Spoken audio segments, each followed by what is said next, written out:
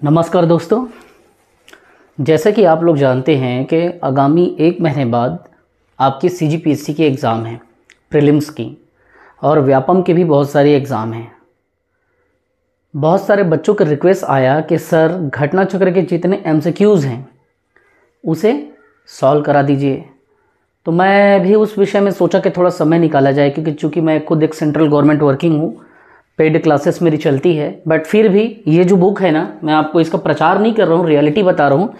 ये जो पूर्वालोकन का बुक है घटना चक्र का, ठीक है, ये जो बुक है बहुत काम का है। आप इसको देख सकते हो, घटना चक्र पूर्वालोकन सामान्य अध्ययन।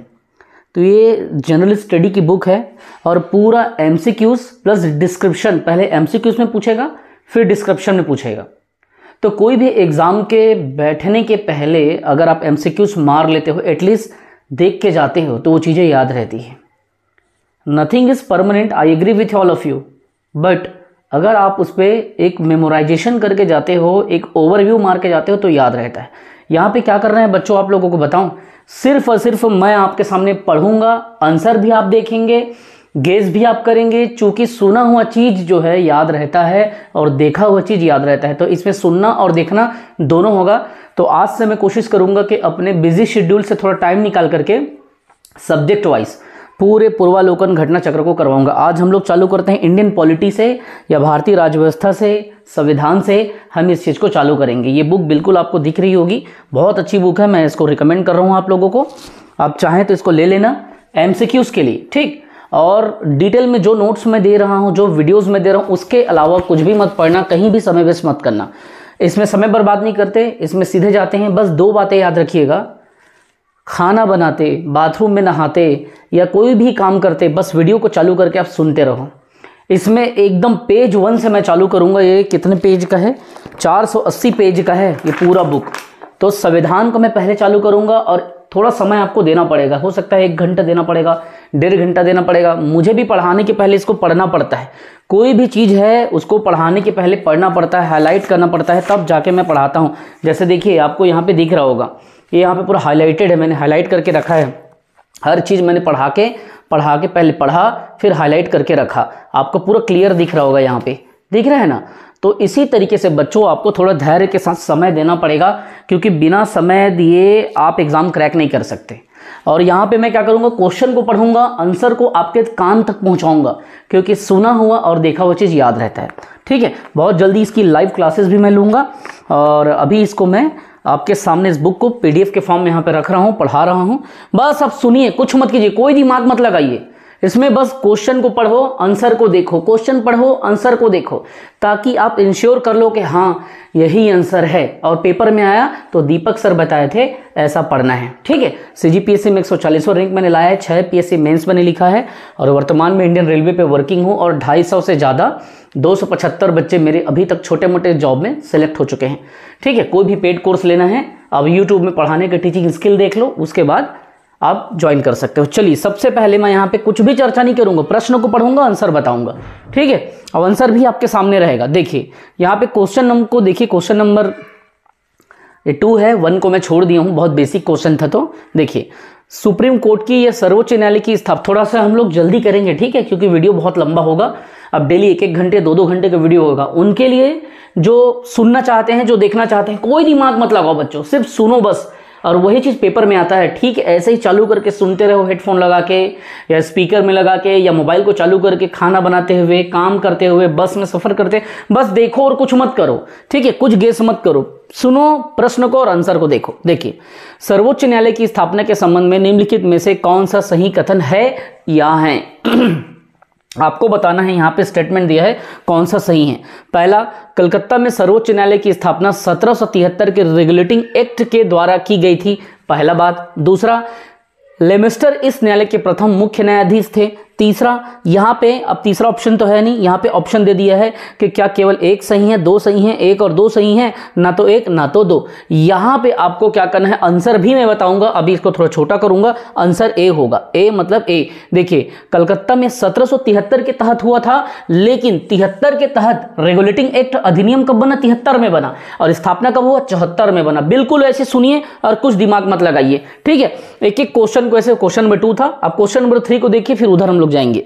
सूची 1 और 2 को सुमिलित करना है और यहाँ पे सही उत्तर का चयन करना है। चलिए अब यहाँ पे पूरा दिया हुआ है, आंसर भी यहीं पे दिया है। अब आपको बताना है नियंत्रण परिषद की स्थापना कब हुई, सर्वोच्च न्यायालय की स्थापना कब हुई, इंग्लिश मिशनरियों का या ईसाई मिशनरियों का भारत में कार्य करने की अनुमति कब मिला, या गवर्नर जनरल की परिषद में कानूनी सदस्य की नियुक्ति किस अधिनियम के तहत हुआ। ठीक है, यहाँ पे ऑप्शन दिए हैं, यहाँ पे सेकंड ऑप्शन दिए जिसको आपको मिलान करना है बच्चों। ठीक, तो देखिए कम से कम एक पॉइंट को पकड़िए, सर्वोच्च न्यायालय की स्थापना। अब यहाँ पे देखिए किससे हुआ था, 1773 के रेगुलेटिंग एक्ट के तहत। बस एक ठो बना तो बी का 1। अब उसको ढूंढ के देखिए बी का 1 कहाँ पे है, यहाँ पे। अब इसका आंसर हो जाएगा बी। बी में पता चल रहा है ए का 2 है, बी का ए है, सी का 3 है, डी का 4 है। बस कुछ भी दिमाग मत लगाओ, मैं बस इसको देखते रहो और कुछ मत करो। जैसे यहाँ पे लिखा है सर्वोच्च न्यायालय की स्थापना पिट्स अधिनियम जो आया था 1700, यहाँ पे पूरा देखो 1773 का था सर्वोच्च न्यायालय, 1784 में आया था बोर्ड ऑफ कंट्रोल जिसको नियंत्रण परिषद कहते हैं। चार्टर अधिनियम 1813 के तहत ही ईसाई मिशनरियों का भारत में काम करने का अनुमति मिला, और 1833 के तहत एक कानून सदस्य की नियुक्ति की गई। यहाँ तक क्वेश्चन को ऐसे ही बस देखते रहो, कुछ भी दिमाग मत लगाओ। अब अगला क्वेश्चन फिर यहाँ पे देखिए, क्वेश्चन नंबर 4। ठीक, सेम वैसा ही क्वेश्चन है, निम्नलिखित में से किससे या किनसे भारत में अंग्रेजी शिक्षा की नींव पड़ी। ये थोड़ा बड़ा कर दूं क्या, आपको दिख रहा है कि नहीं, छोटे फॉर्म में भी अपने से भी आंसर करिए, अपने सुझाव भी दीजिए, क्योंकि मैं यहाँ पे आपको सिर्फ रिवीजन करा रहा हूं। मेरा उद्देश्य है सिर्फ रिवीजन कराना, वो भी एमसीक्यूज के फॉर्म में पूरा करेंगे। पहले संविधान मारेंगे, फिर इतिहास मारेंगे, फिर पर्यावरण मारेंगे, जो जो इंपॉर्टेंट है, और समय मिल गया तो छत्तीसगढ़ मारेंगे। ठीक है, और एक इंपॉर्टेंट बात याद रखना, ये केवल पीएससी व्यापम के लिए नहीं, भारत के हर एग्जाम में इतिहास, संविधान, पर्यावरण, कंप्यूटर, ये सब क्वेश्चन यहाँ पे आएंगे, सबका एमसीक्यूज मरवाऊंगा। ठीक है, और इसका हाँ चैनल में मैं एक तो प्लेलिस्ट बना दिया हूँ, वहां जाके देख लेना। ठीक, निम्नलिखित में से किससे या किनसे भारत में अंग्रेजी शिक्षा की नींव पड़ी। अब आंसर बताना है, 1813 के कारण है क्या, या general committee of public instruction के कारण है क्या, या प्राच्यविद या आंगलविद विचार के कारण। इसका आंसर डी होगा। डी में क्या है, 1 2 3, 1 2 3 में क्या है, देखो पहला में क्या है 1813। ठीक है भाई, अंग्रेजी शिक्षा की नींव पड़ी 1813 के तहत। दूसरा में क्या है, general committee of public interest के तहत। तीसरा फिर क्या हुआ, प्राच्यविद। मतलब ये सभी आंसर इसके हैं और आईएएस 2018 में इसको पूछा गया है। बाकी कहीं दिमाग मत लगाओ, यहाँ पे डिस्क्रिप्शन तो दिया है, पूरा पढ़ लिया हूं मैं, पूरा घेरा उरा करके रखा हूं, समझाऊंगा करके, लेकिन समय नहीं है। ठीक है, अगर समय रहता तो मैं आपको और डिटेल में इसको एक एक चीज़ों को समझा के बताता, और यहाँ पे एक एक चीज़ों को मैं आपको डील करता। ठीक है, लेकिन समय नहीं है, इसलिए बस चुपचाप देखो, रिवीजन करो। क्वेश्चन ऐसे आएगा तो आंसर ये होगा, बस खत्म बात। किस अधिनियम के द्वारा ब्रिटिश संसद ने चाय और चीन के साथ व्यापार को छोड़कर ईस्ट इंडिया कंपनी के भारत के साथ व्यापारिक एकाधिकार को समाप्त कर दिया। मतलब ये बोल रहा है कि उस अधिनियम का नाम बताना है इसमें से। ठीक है, इस अधिनियम में चाय और चीन के साथ व्यापार को बस कायम रखा और बाकी जितने भी अधिकार थे उसको खत्म कर दिया। ये 1813 का चार्टर एक्ट के तहत ऐसा हुआ था। इस क्वेश्चन को इंपॉर्टेंट है भाई, इसीलिए यहाँ पे 1813 का चार्टर एक्ट को थोड़ा समझो और इसको थोड़ा सा अपने तरीके से हैंडल करो। कारण क्या है, देखिए ये क्वेश्चन पहले पूछे गए हैं और आगे भी पूछे जाएंगे, इसलिए इस क्वेश्चन को छोड़ना नहीं है। 1813 का चार्टर अधिनियम के माध्यम से जब भी बात आएगा ना, तो चाय और चीन, ठीक है, इनके साथ में, चाय और चीन के साथ में व्यापार को छोड़कर बाकी जितने भी व्यापारिक एकाधिकार था, है ना, जो मोनोपोली था बिजनेस का, उसको समाप्त कर दिया था। किस अधिनियम ने, 1813 के अधिनियम ने। और 33 का जो अधिनियम है, यहाँ पे 1833 है, इसमें समस्त व्यापारिक जो जितने भी समस्त अधिकार थे, जिसमें व्यापारिक कार्य जो था, यहाँ पे देखिए इसको समाप्त कर दिया गया था। और भविष्य में कंपनी को केवल एक राजनीतिक कार्य करने की अनुमति थी। केवल वो राजनीतिक कार्य देख सकता था, बिजनेस का, कॉमर्शियल या दीवानी मामले में हस्तक्षेप वो नहीं कर सकता था। इस बात को याद रखना, केवल पॉलिटिकल एक विचार, एक सूझबूझ ही दे सकता था। अब समय नहीं है तो समय को बर्बाद नहीं करेंगे भैया, दूसरे क्वेश्चन में चलते हैं। पूरे 500 पेज कंप्लीट करना है। ठीक है, अगला देखिए, ब्रिटिश संसद के किस अधिनियम ने भारत में व्यापार पर ईस्ट इंडिया कंपनी के एकाधिकार को क्या किया, समाप्त कर दिया। देखिए समझिए, ब्रिटिश संसद के किस अधिनियम ने भारत में व्यापार पर ईस्ट इंडिया कंपनी के एकाधिकार को समाप्त कर दिया। अब यहां पे समझिए, ये पूछ रहा है कि एकाधिकार को समाप्त कर दिया, इसका आंसर क्या होगा, 1813 का चार्टर एक्ट। बिल्कुल ऐसे ही आपको समझना है, ऐसे ही डील करना है। डेली हम क्या करेंगे, इसको डील करेंगे, ठीक है, डेली समय निकालेंगे, डेली इसको डन करेंगे। बस आपको रिवीजन करना है, ये रिवीजन का टाइम है, समझने का टाइम नहीं है। एक महीना बचा, उसमें क्या होगा, कम से कम इतिहास और संविधान को और आपका पर्यावरण को, क्योंकि वो इकोलॉजी और इन्वायरमेंट से जुड़ा हुआ सब्जेक्ट है, उसे क्वेश्चन आते हैं उसको करा दूंगा, ठीक है। अब यहाँ पे देखिए क्वेश्चन नंबर 7 को समझिए, फिर उसके बाद में अपन आगे बढ़ेंगे। क्वेश्चन नंबर 7 क्या कह रहा है बच्चों, कि चार्टर अधिनियम 1813 के संबंध में निम्नलिखित कथनों पर विचार करना है। क्या क्या कथन है, इसको समझिए। इसने भारत में ईस्ट इंडिया कंपनी के व्यापारिक एकाधिपत्य या फिर बिजनेस जो मोनोपोली थी, उसको चाय का व्यापार तथा चीन के साथ व्यापार को छोड़कर समाप्त कर दिया, ठीक है। मतलब इन दोनों को, चाय और चीन के साथ व्यापार को छोड़ के बाकी को खत्म कर दिया, बोल रहा है 1813 के बारे में।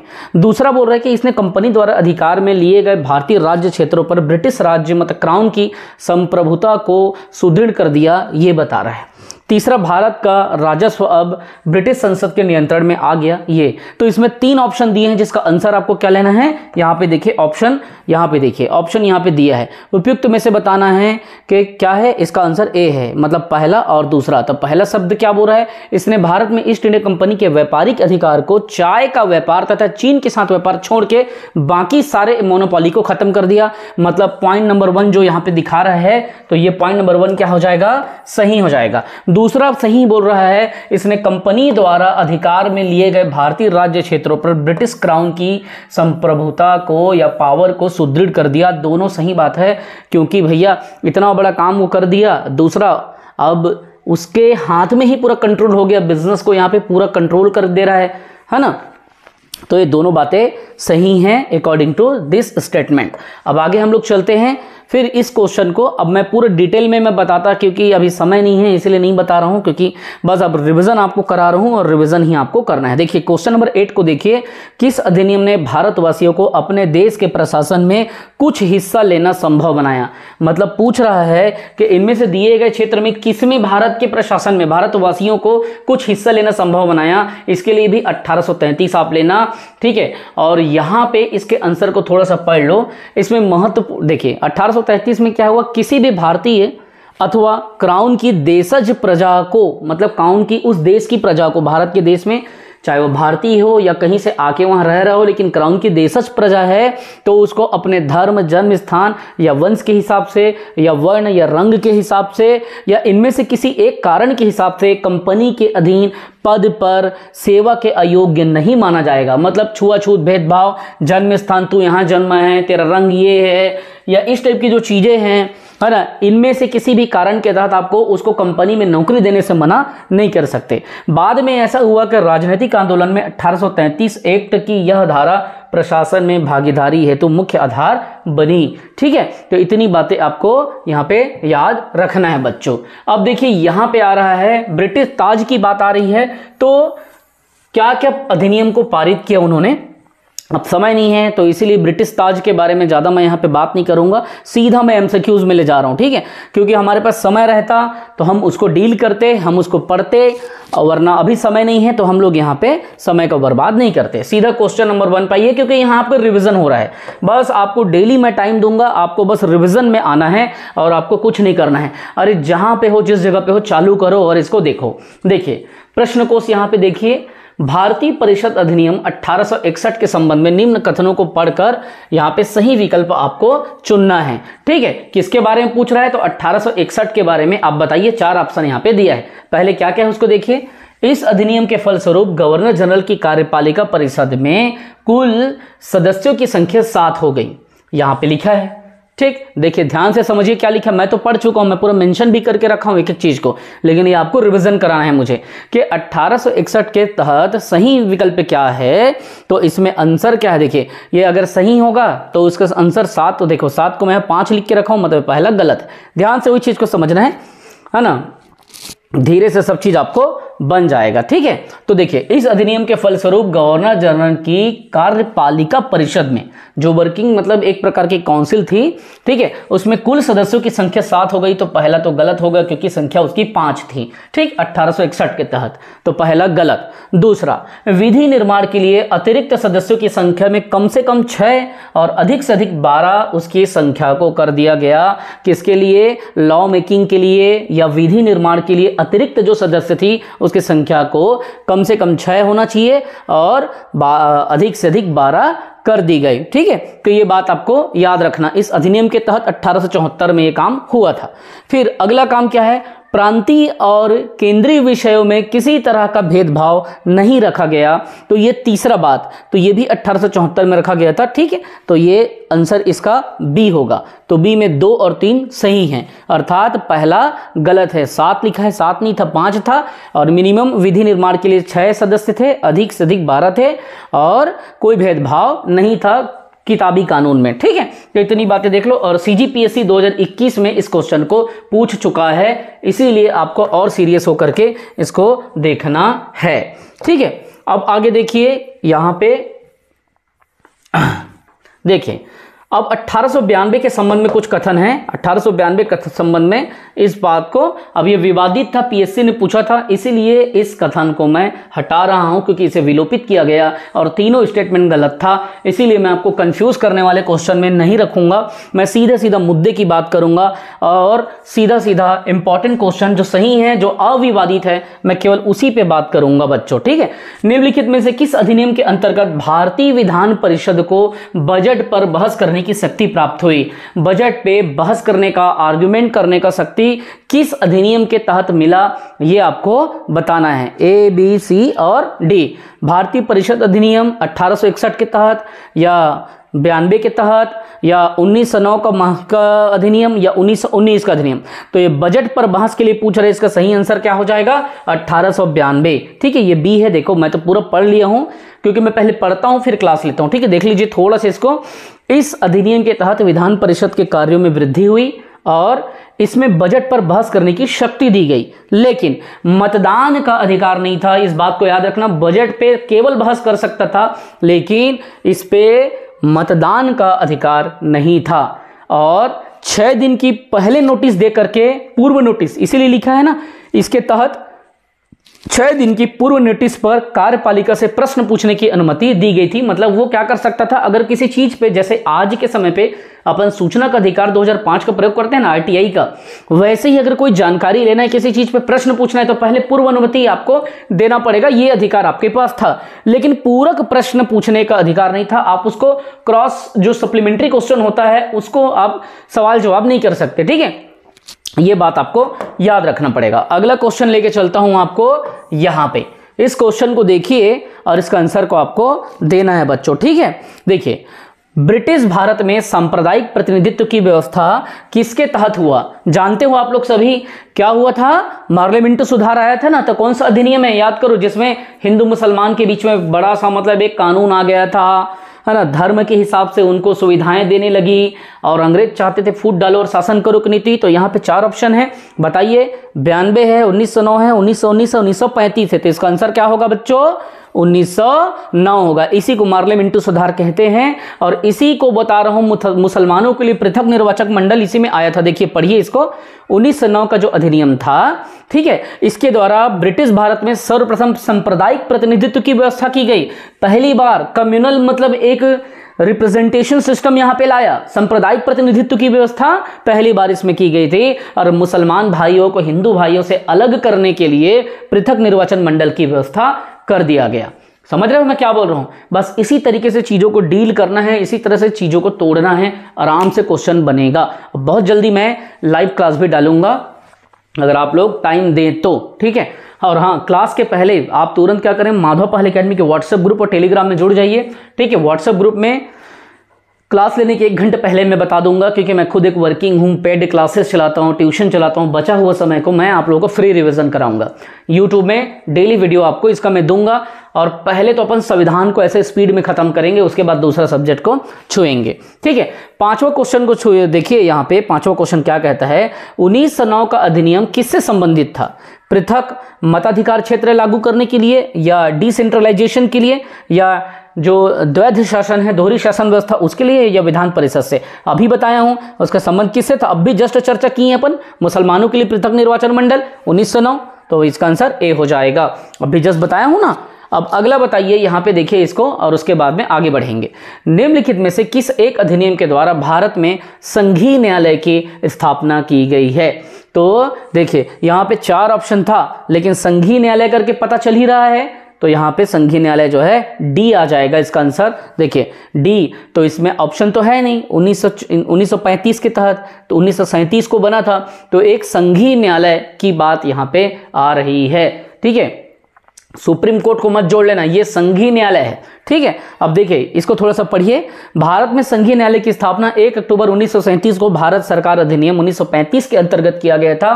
ठीक है, तो ये उसका आधार बना 1935 का अधिनियम जान रहे हो ना, भारत शासन अधिनियम, उसी के तहत तो संविधान संचालन आज भी हो रहा है।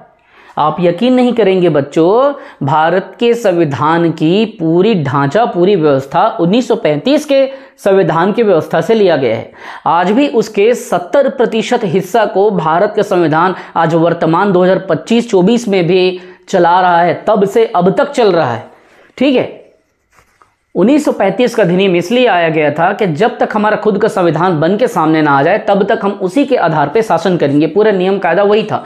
और 1935 का संविधान जो था अंग्रेजों को बनाया हुआ एक शासन व्यवस्था था, जैसे भारत शासन व्यवस्था 1935 कहते हैं। ठीक है, उसी के तहत आज भी हमारा संविधान चल रहा है। और देश का दुर्भाग्य देखिए या सौभाग्य समझेंगे कुछ लोग, मुझे गाली भी दे देंगे वैसा बोलूंगा तो सौभाग्य या दुर्भाग्य जो आपको मानना है, वो अंग्रेजों के शासन से ही आज देश चल रहा है। ठीक, इस बात को देखो। और हाँ, इसके पहले मुख्य न्यायाधीश थे तो मॉरिस ग्वेयर थे।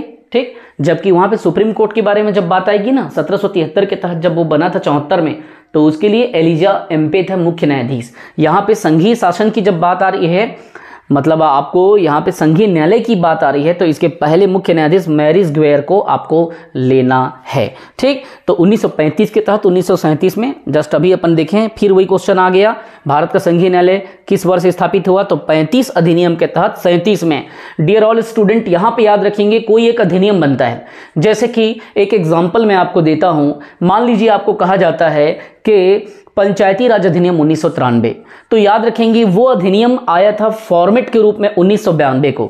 ठीक, लेकिन वो पारित होते होते होते होते अगले साल वो 93 में चला गया। 24 अप्रैल को 1993 को अगर गया, तो इसी तरीके से आप समझिए कि बेस वो क्या था 92 का, लेकिन वो पारित कब वो 93 को। उसी तरीके से 35 के तहत इसको पारित करते करते बनते 37 लग गया। ठीक है, तो कंफ्यूज नहीं होना है, चीजों को डील करना है, तोड़ तोड़ के पढ़ना है और समझना है। ठीक, इस क्वेश्चन को देखिए, यहां पे क्वेश्चन है, उसके बाद इसका आंसर आपको देना है। केंद्र में द्वैध शासन किस अधिनियम के अंतर्गत स्थापित हुआ, 1909 के तहत, 1919 के तहत या 1935 के तहत? इसका आंसर है 1935 के तहत। ठीक है, अब यहां पे थोड़ा सा द्वैध शासन का क्वेश्चन है, बहुत इंपॉर्टेंट है। तो 1935 के तहत ये आया था, इसीलिए इसको मैं थोड़ा सा चर्चा करना चाहूंगा।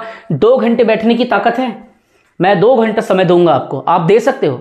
अरे रिवीजन करो भाई, ऐसा बोर हो जाओगे तो कैसा चलेगा।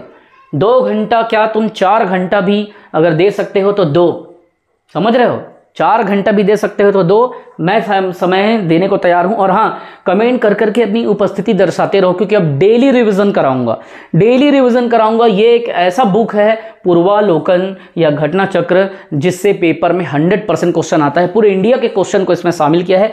500 पेज है, 500 पेज पहले खत्म करेंगे, फिर इतिहास को पकड़ेंगे। इतिहास में 1000 से ज्यादा पेज हैं, 1100-1200 पेज। ठीक है, सबको करेंगे, बस समय देना सीखो, क्योंकि एग्जाम के 1 महीना पहले अगर आप सुने रहोगे, पढ़े रहोगे तो याद आएगा। ठीक, कम टू द पॉइंट। देखिए 1935 के अंतर्गत क्या हुआ, केंद्र में द्वैध शासन चालू हुआ। एक नया अखिल भारतीय संघ, जिसे फेडरल ऑफ इंडिया के नाम से जाना गया, और इसकी स्थापना यहाँ पे हिंदी में आप चाहो तो भारत संघ कहो, इंग्लिश में फेडरेशन ऑफ इंडिया कह सकते हो। लेकिन प्रांतों में द्वैध शासन व्यवस्था को समाप्त किया गया, और ये 1919 में आया था। देखिए, है ना, यहां पे लिखा है प्रांतों में द्वैध शासन व्यवस्था को समाप्त किया गया, और प्रांतों में द्वैध शासन का उपबंध 1919 के अधिनियम के द्वारा किया गया था। केंद्र में द्वैध शासन के तहत क्या हुआ, संघीय विषय को 2 भाग में बांटा गया। एक विषय आरक्षित था, जिसपे केवल अंग्रेज ही चाहते थे कि उसमें ये रिजर्व कैटेगरी का है, जिसमें हम कानून बनाएं, और ये रिजर्व कैटेगरी में ये इसमें कुछ कुछ प्रमुख मुद्दे को रख देंगे ऐसा करके। और एक हस्तांतरित था, जिसको ट्रांसफर्ड कर सकते हैं, जो उतना इंपॉर्टेंट नहीं है। ठीक है, जैसे पैसा उसा का मीटर है, भू का कानून है, जमीन का कानून है, ये सब चीजें इसमें आ जाता था। समझो वो एक रिजर्व रहता था कानून, उसी को द्वैध शासन कहते हैं, दो शासन, ठीक है, जिसको दो भाग में बांट दिया गया है। अब अगला देखिए यहाँ पे बच्चों, निम्नलिखित में से किस अधिनियम में केंद्र में द्वैध शासन प्रणाली को स्थापित किया गया? इसका आंसर तो आप सभी को अभी बताया है, 1935 के तहत। ठीक है, इस क्वेश्चन को देखो बच्चों, इसका आंसर आप बताओ फटाफट। 1919 के भारत शासन अधिनियम के निम्नलिखित में से कौन सी प्रमुख विशेषताएं थी? तो 1919 का विशेषता बताना है आपको। पहला विशेषता क्या था, कि प्रांतों की कार्यकारिणी सरकार में द्वैध शासन की व्यवस्था की गई? नहीं, द्वैध शासन तो 1935 में आया, तो ये पहला तो गलत हो गया। ठीक है, अब देखो मतलब यहां पे क्या बोल रहा है, कौन सी प्रमुख विशेषताएं हैं। अब यहां पे आपको क्या करना है, केवल एक तो लेना नहीं है, तो पूरा पूरा सुन लो। 1919 के तहत भारत शासन अधिनियम की निम्नलिखित में से कौन सी प्रमुख विशेषता है? तो ये क्या बोल रहा है, प्रांतों में बोल रहा है ना, प्रांतों में तो द्वैध शासन आया था 1919 के तहत, केंद्र में 1935 में आया था। ठीक है, दोनों चीज अलग अलग है, पढ़ाते पढ़ाते खुद कभी कभी मैं कंफ्यूज हो जाता हूं, इसीलिए रिकॉल करते रहो दिमाग में। तो ये प्रांत शब्द को देखो, मैं प्रांत को नहीं देखूंगा तो तुरंत ये स्टेटमेंट गलत हो जाएगा, लेकिन प्रांत में बोलूं तो द्वैध शासन आया था। अगर इसी को केंद्र में बोलूं, प्रांत मतलब राज्य, राज्यों में, प्रांतों में प्रोविंसेस, फैसिलिटीज, अब राज्यों की जगह पे इसको खत्म करके 35 में केंद्र में ला दिया, तो वही दिमाग लगाना है बस। प्रांतों की कार्यकारिणी सरकार में द्वैध शासन की व्यवस्था 1919 के तहत, सही बात है। मुसलमानों के लिए पृथक सांप्रदायिक निर्वाचन मंडल, गलत, ये तो 1909 का आया था पार्लियामेंट सुधार, तो दूसरा गलत हो गया। तीसरा, केंद्र द्वारा प्रांतों को विधायनी शक्ति का हस्तांतरण किया गया, तो ये भी सही बात है। विधायनी मतलब विधि बनाने की शक्ति केंद्र के द्वारा प्रांतों को दी गई थी। कुछ विषयों पे तुम अपना शक्ति है, तुम अपना कुछ कर सकते हो, बना सकते हो करके। तो यहां पे ए और मतलब 1 और 3 सही, पहला और 3 सही, दूसरा गलत हो जाएगा। ठीक है, वही चीज है आंसर। अब अगला यहां पे हम लोगों अगला क्वेश्चन को स्टार्ट करते हैं। ठीक है, इसी को द्वैध शासन को इंग्लिश में डायआर्की लिखा रहता है, कई बार हिंदी में ऐसा लिखा रहता है। मान लो द्वैध शासन ऐसे नहीं लिखा रहेगा तो कैसे करोगे? मान लो कई बार तो ऐसा हुआ है ना, लोग कंफ्यूज हुए हैं। मान लीजिए कि द्वैध शासन में ये शब्द ही नहीं लिखा है, ये शब्द का लोप हो गया और आपको पूछ दिया इंग्लिश में ऐसा, तो आप बोलोगे दीपक सर तो यार द्वैध शासन बताए थे, तो कैसे करूं इसके? तो भारत इतिहास के संबंध में डायआर्की जो सिद्धांत है, ये किससे निर्दिष्ट करता है या किसको इंस्ट्रक्ट करता है, कौन सा सही है? तो उस केसेस में केंद्रीय विधानमंडल का 2 सदन में विभाजन, देखना समझना, ठीक है, उसके बाद आंसर करना, या 2 सरकार अर्थात केंद्र और राज्य सरकार का शुरू किया जाना। तीसरा, यहाँ पे 2 शासन समुच्चय, एक लंदन में और दूसरा दिल्ली में। फिर प्रांतों में प्रत्यायोजित विषयों का 2 प्रवर्गों में विभाजन, तो यही डायआर्की का आंसर हो जाएगा। प्रांतों में फिर क्या हुआ, द्वैध शासन को चालू किया गया था, उसी के बारे में वो बात कर रहा है, तो इसका आंसर हो जाएगा डी। ठीक है बच्चों, एकदम आराम से रिविजन करो, कोई हड़बड़ी नहीं है। रिवीजन को शालीनता से करो, रिवीजन पे समय दो, जो रिवीजन पे समय नहीं देगा वो नुकसान कर जाएगा अपना। ठीक है, तो ध्यान से इसको देखिए। ठीक है, हम पानी नहीं पी लें, ध्यान से देखिए, इसका रिकॉर्डेड भी क्लास मिलेगा सबको। अब देखिए इसके आगे भी आप लोगों को ये क्वेश्चन को समझना है, क्योंकि ये क्वेश्चन पहले आईएएस में 2022 में लेटेस्ट क्वेश्चन पूछा गया है, ठीक 2 साल पहले। देखिए इस बात को समझिए, भारत सरकार अधिनियम 1919 में प्रांतीय सरकार के जो कार्य थे, चाहे आरक्षित मानो चाहे अंतरित या ट्रांसफर, 2 भाग में बटा था, मैं बताया था। तो विषयों के अंतर्गत क्या क्या चीज को इसमें बांटा गया था। ठीक है, निम्नलिखित में से कौन सा आरक्षित में माना जाता था या माने गए थे? आरक्षित रिजर्व कैटेगरी में कौन कौन से क्वेश्चन आते वो आता था? न्याय प्रशासन, स्थानीय स्वशासन, भू राजस्व और पुलिस। तो यहाँ पे कुछ समय पहले लेटेस्ट में मैं बताया था और इसको मैं पढ़ भी चुका हूँ, देखो सी होगा 1, 3 और 4। ठीक है, तो न्याय मतलब जो जुडिशरी का जो काम था, न्याय देने का काम था, वो रिजर्व रहता था। वो कहना चाहिए कि वो ट्रांसफरेबल में, प्रांत को ट्रांसफरेबल नहीं किया गया था या किसी को ट्रांसफरेबल नहीं किया था, उसको आरक्षित रिजर्व कैटेगरी में रखा गया था। रेवेन्यू का जो काम था, लैंड रेवेन्यू का, वो भी था, और पुलिस एंड न्याय व्यवस्था का जो काम था वो भी रिजर्व था। ठीक है, अब थोड़ा सा इसको थोड़ा सा देख लीजिए, क्योंकि इसमें कुछ कुछ चीज़ें हैं जिसको मैं सोचा था कि नहीं बताऊंगा, इतना डिटेल टाइम वेस्ट होता है, बट ये इतना इंपॉर्टेंट टॉपिक है कि इसको छोड़ नहीं सकते। देखिए इसमें कुछ कुछ चीज़ें थी। इस प्रणाली के तहत प्रांतीय सरकार के कार्य को 2 भागों में बांटा, एक आरक्षित था और एक अंतरित था, जिसको हस्तांतरित या ट्रांसफरेबल कहते थे। तो जो गवर्नमेंट थी उसको 2 कैटेगरी दिया गया था। ठीक है। अब उसमें देखना है कि आरक्षित में कौन कौन आता था। आरक्षित जो रिजर्व कैटेगरी था, ठीक है, तो देखिए न्याय का प्रशासन, भू राजस्व या फाइनेंस, वित्त का या पुलिस का या सिंचाई का, मतलब सब दबंग काम, सब बड़े बड़े काम को वो अपने कैटेगरी में रिजर्व में रखते थे अंग्रेजी शासन के अंतर्गत उस समय पे। लेकिन हस्तांतरित जो विषय था वो राजा को हस्तांतरित करना है। मान लो प्रांत में अलग अलग प्रांत में अलग अलग राजा है, तो राजा को हस्तांतरित करना है प्रांत के कामों को। तो चलो भाई तुम स्वशासन देखो, गाँव में नदी नाला बन रहा है कि नहीं बन रहा है, सफाई हो रहा है कि नहीं, एजुकेशन ठीक ठाक चल रहा है कि नहीं, चेक करो, शिक्षा है, स्वास्थ्य देख लो, कोई बीमार उमार तो नहीं है, खेती किसानी देख लो, क्योंकि इन्हीं से तो रेवेन्यू लेते थे ना, जमींदार इत्यादि के माध्यम से, और राजा का उसमें प्रत्यक्ष मतलब योगदान था। तो इसीलिए इस चीज़ को समझना जरूरी था। आरक्षित विषय प्रांतीय गवर्नर और उनकी जो वर्किंग जो कार्यकारिणी परिषद थी, वर्किंग जो काउंसिल थी, इसके तहत मतलब देखे जाते थे, ठीक है। लेकिन हस्तांतरित जो विषय था उसके लिए प्रांतीय जो विधायिका थी वो उसके लिए उत्तरदायी, तो मंत्रियों को उस काम को सौंपा गया था, ठीक है। तो इसमें इतना दिमाग मत लगाओ, ये क्वेश्चन आईएएस का है और कभी भी इसको पीएससी में पूछा जा सकता है, कहीं भी किसी भी जगह पे। आरक्षित में न्याय, भू राजस्व और पुलिस, इतना आप जान लो बच्चों, और ज़्यादा इसमें परेशान होने का जरूरत नहीं है, ठीक है। अगला क्वेश्चन को यहाँ पे देखो और इसको आपको डील करना है कि किस अधिनियम में प्रांतों में द्वैत शासन प्रणाली की व्यवस्था की गई थी। तो पहले बता चुका हूं कि प्रांतों में अगर बात आ रहा है तो इसका आंसर क्या हो जाएगा बच्चों, 19 हो जाएगा, और केंद्र में बोलेगा तो 1935 हो जाएगा, ठीक। अगला क्वेश्चन देखिए बच्चों, यहाँ पे इस क्वेश्चन को पढ़िए। भारतीय विधान पालिका, ठीक, जैसे विधानसभा आप जानते हो ना, विधान पालिका प्रथम बार द्विसदनीय बनाई गई कब? पहली बार 2 सदन बनाया गया 1909 में, 1992 में, या 1919 के तहत, या 1935 के तहत। तो पहली बार प्रांत में द्विसदनीय व्यवस्था 1919 में चालू हो गया था, ठीक। अब देखिए आगे अपन देखते हैं, केंद्र में कौन सा एक्ट द्विसदनीय विधायिका लाया? केंद्र में कौन सा एक्ट लाया द्विसदन? अभी सेम क्वेश्चन 1919 के तहत अपन पढ़े थे ना, और 1905 देखिए यहाँ पे केंद्र में कौन सा एक्ट द्विसदनीय विधायिका लाया, यहाँ पे 1919 का एक्ट आंसर लिया है एमपीपीएससी ने, ठीक है। एक बार आप चाहेंगे तो इसको थोड़ा सा पढ़ लीजिए, ठीक है। यहाँ पे आपको दो सदन मतलब समझ रहे हो ना, जैसे अभी वर्तमान में लोकसभा है उदाहरण के लिए, और राज्यसभा, एक 2 सदन है ना, वैसे ही मान लो कि जगह विधान परिषद होता है, विधानसभा होता है, देखे हो ना, कई ठो राज्य हैं। तो उसी तरीके से इस समय पे आपको समझना है कि इसके अंतर्गत ऊपरी सदन कौन था और निचली सदन कौन था। थोड़ा सा इसको यहाँ पे मैं पढ़ के बताना चाहूँगा। 1919 के भारत सरकार के अधिनियम के द्वारा केंद्र में द्विसदन या समझ लो कि विधान पालिका की स्थापना की गई, ठीक। अब देखिए 2 सदन, एक सदन को ऊपरी सदन जो कि राज्य परिषद, देखिए ऊपरी सदन राज्य परिषद जिसे स्टेट ऑफ काउंसिल या स्टेट काउंसिल शॉर्ट में कहा जाता था। अवधि प्रथम बैठक से 5 वर्ष तक कहलाती थी, 5 साल तक चलता था। ये पहली बार 1919 में आया, और इसी के धारा 18 के तहत 60 सदस्यों में से अधिकतम 20 सदस्य सरकारी हो सकते थे। ये यहाँ पे फाइनल हुआ। जो उसके बाद निचला सदन था, जैसे ऊपरी सदन ये निचला सदन, वैसे ही निचला सदन को केंद्रीय विधानसभा कहा जाता था या सेंट्रल लेजिस्लेटिव असेंबली। ये 1919 में पहली बार आया। इसकी अवधि पहले बैठक से 3 साल तक का होता था। जैसे इसका ऊपरी सदन का 5 साल था, इसका 3 साल था। क्या पता इसमें 5 साल या 3 साल को भी पूछ दे आयु को, ठीक। अब इसके तहत क्या हुआ, 140 सदस्यों का प्रावधान था। जैसे इसमें 60 सदस्य था, 20 सदस्य सरकारी थे, वैसे 140 में देखिए अधिकतम 26 सदस्य सरकारी, ठीक।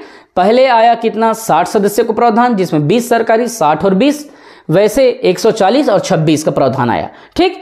उसके बाद में देखिए इसके तहत राज्य परिषद के 60 सदस्यों में से 33 के निर्वाचित तथा शेष 27 मनोनीत हो सकते थे। ये जो 60 सदस्य थे उसमें 33 का निर्वाचन मतलब इलेक्शन होना था, और ये मनोनयन नॉमिनेटेड 27 होना था। लेकिन ठीक इसी वे में इसकी संख्या में क्या हुआ, केंद्रीय विधानसभा के सदस्यों की संख्या बढ़ा के पहले 143, फिर बाद में 102 निर्वाचित प्लस 41 मनोनीत, फिर बाद में 143 को बढ़ा करके 145 कर दिया गया, ठीक है। ऐसे ऐसे बढ़ रहे हैं। 145 का तो 102 था, वो 104 हो गया, और 41 मनोनीत। ये इतना दिमाग लगाने की जरूरत नहीं है, लेकिन फिर भी आपके नॉलेज में रहेगा, तभी तो आप बना सकते हो ना कि 1919 के तहत पहली बार दोहरी सदन की व्यवस्था आई, ऐसा करके तब तो आप द्विसदनीय व्यवस्था करके जानोगे। नहीं बता रहा हूं तो कैसे जानोगे, ठीक है। अगला देखो, अगला क्वेश्चन को यहाँ पे देखो और इसका आंसर बताना है ना आप लोग। निम्नलिखित कथनों पर विचार करना है। 1919 के मॉन्टेग्यू चेम्सफोर्ड सुधारों में से 21 वर्ष से अधिक आयु की सभी महिलाओं के लिए मताधिकार की संस्तुति की गई थी। मतलब सभी 21 वर्ष से अधिक आयु के लोग जो महिलाएं थे वो क्या कर सकते थे, मत का अधिकार का प्रयोग कर सकते थे, इसीलिए उसका संस्तुति या रिकमेंडेशन किया था, ये पूछ रहा है। दूसरा, 1935 के गवर्नमेंट ऑफ इंडिया एक्ट में विधानसभा में महिलाओं के लिए आरक्षित स्थानों का प्रावधान किया गया। ये दो बातें यहाँ पे आ रहा है, अब आपको बताना है कि कौन सा सही है। देखिए इसका आंसर बी सही है, बी इसका आंसर लेना है। तो बी में कौन सा है, केवल दो। पहला तो ये 1919 के इस मॉन्टेग्यू चेम्सफोर्ड में 21 वर्ष से अधिक आयु की सभी महिलाएं के लिए मताधिकार संस्तुति, ये गलत हो गया। केवल आपको इसमें बी लेना है, और बी में क्या बोल रहा है कि महिलाओं के लिए जो आरक्षित स्थान था उसका प्रावधान विधानमंडल में किया गया 1935 के शासन के अधीन तहत, है ना। अब अगला क्वेश्चन यहाँ पे देखिए, यहाँ पे देखिए इस क्वेश्चन को पढ़िए और समझिए, ठीक है। इसको देखिए, केंद्रीय विधानसभा का या के निम्नलिखित में से कौन सा भारत शासन अधिनियम 1919 के तहत क्या हुआ, कौन से निर्वाचन भारत शासन अधिनियम 1919 के तहत में हुआ था। तो आपको बताना है यहाँ पे जो भी निर्वाचन हुए हैं उसको 1919 के तहत आपको छांटना है, ठीक है। अब देखिए तीन ऑप्शन यहाँ पे है, 1926 में, 1937 या 1945। सही उत्तर का चयन करके बताना है आपको कि केंद्रीय विधानसभा का या के निम्नांकित में से कौन सा निर्वाचन हुआ था 1919 के तहत, ठीक है। तो यहाँ पे इसका आंसर ए और सी लिया है, ठीक है। सी में ए और सी, अर्थात 1926 में और सी 1945 में। जो 1919 के अधिनियम बना हुआ था भारत शासन का, वो विधानसभा का निर्वाचन इसी अधिनियम के अंतर्गत हुआ था, ठीक है। अब समय इसमें देख लीजिए, 1926 और 1945 में केंद्रीय विधानसभा का चुनाव भारत शासन अधिनियम के तहत हुआ था। बस रिवीजन करते रहो और चलते रहो, एक क्वेश्चन में 20 करेंगे। देखिए इसको समझिए, ठीक है। भारत शासन अधिनियम 1919 के अंतर्गत भारतीय विधायिका का अंतिम निर्वाचन किस वर्ष में आयोजित किया गया था 1919 के तहत। तो अंतिम बोल रहा है, ठीक है। तो आपको क्या लेना है, नाम से ही समझ गया। अब भी जस्ट बताया 1945, दोनों का चर्चा यहाँ पे किया हूँ, 26 में पहली बार और इधर 1945 में, ठीक है। तो ये यहाँ पे अगर ऐसा क्वेश्चन है तो हूबहू ऐसा देना, MPPSC 2020 में पूछा था, ठीक। अब राष्ट्रपति के बारे में यहाँ पे पूछ रहा है, अध्यादेश निर्गत करने की शक्ति प्रेरित है, किससे प्रेरित है, किस अधिनियम से राष्ट्रपति को अध्यादेश जारी करने की शक्ति प्रेरित करती है, या वहाँ से हमने उठाया। इसका आंसर हो जाएगा भारत शासन अधिनियम 1935, ठीक। इतनी बातें जानना है और डेली अब आना है। आप लोग अगर कहेंगे कमेंट करके बताइए, कहेंगे कि रिकॉर्डेड अपलोड भी कर दो या लाइव क्लासेस ले लो तो लाइव क्लासेस भी ले लूँगा। अगर आप बोलोगे दोनों कर दो तो दोनों अपलोड कर दूँगा। और हाँ, किसी भी प्रकार का कोई भी कोर्स लेना है तो आप डिस्क्रिप्शन में जाके एप्लीकेशन डाउनलोड करके वहाँ से परचेस कर लें, या हमारी टीम से आप व्हाट्सएप में बात करें, पेमेंट करें और क्लास को एनरोलमेंट करें। दूसरी बात, ये जो रिवीजन क्लास चल रहा है प्लीज़ अटेंड करें, क्योंकि बहुत मेहनत करना पड़ता है, बहुत गला में चिल्लाना पड़ता है। 20 क्वेश्चन के लिए देख रहे हो 45 मिनट आपको समय देना पड़ जाता है। क्यों? क्योंकि उसमें पढ़ना है क्वेश्चन को, फिर आंसर को पढ़ना है, फिर समझाना है। और मैं तो अभी थोड़ा ज़्यादा क्वेश्चन करना चाहता हूँ आप लोगों के लिए, 5000 क्वेश्चन कराना चाहता हूँ। तो समझाऊंगा तो समय ज़्यादा लगेगा, तो थोड़ा जल्दी करते हैं, थोड़ा आप लोग समय दो, ठीक है। जय हिंद, वंदे मातरम। अगले वीडियो में मिलते हैं बच्चों।